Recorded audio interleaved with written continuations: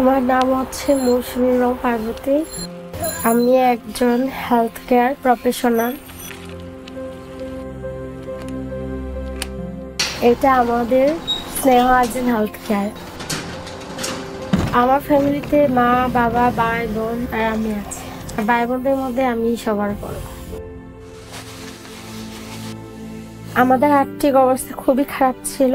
আমি যখন class 5 pass করি, আমার বাবা আসলে অ্যাকচুয়ালি আমাকে ক্লাস 6-এ ভর্তি করাইতেই চাই নাই। সাধারণত আমরা যারা গারো, আমরা কিন্তু কৃষি কাজ করতে পারি, তো ওইভাবে কাজ করে তারপর আমি আমার পড়াশোনা চালাই। তখন আমি এক পর্যায়ে নিজে থেকে ঢাকায় চলে আসি।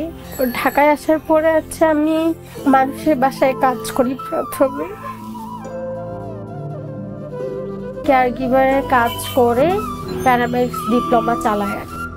একটা ভাইয়া ছিল, যে ভাইয়া আমার সাথে কাজ করতো, আমি যেখানে কাজ করতাম। উনি স্পিহার যে স্টেটাস গুলো ছিল ওগুলো উনি ফেসবুকে দিয়েছিলেন। তো ওইটা দেখে আমি ভাইয়ার কাছ থেকে জানতে চাই স্পিহার বিষয়ে। তিনি যখন বললো আমাকে স্পিহার বিষয় নিয়ে, এরপর আমি স্পিহার সাথে যোগাযোগ করি।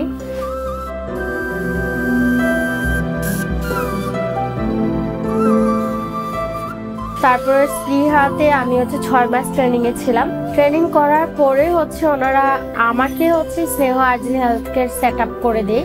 তো ওর পর থেকে আমি এখন পর্যন্ত স্নেহ আর্জেন হেলথ কেয়ার আমি নিজেই চালাই।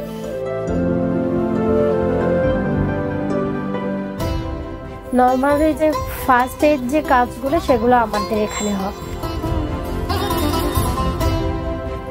আমাদের এই ক্লিনিকে 2 জন ডক্টর আছেন। একটা গাইনি ডক্টর, একটা মেডিসিন ডক্টর।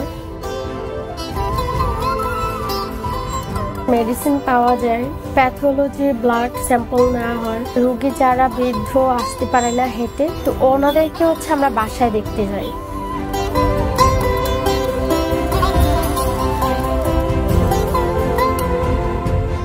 এলাকার মানুষদের সাথে আমার সম্পর্ক খুবই ভালো।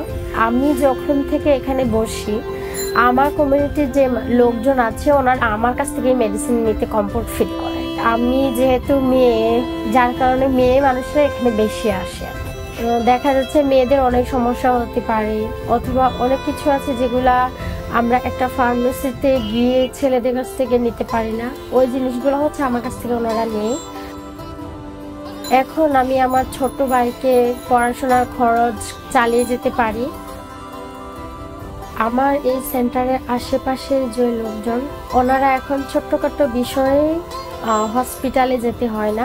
এই বিষয়টা আমার কাছে খুবই ভালো লাগে এখন।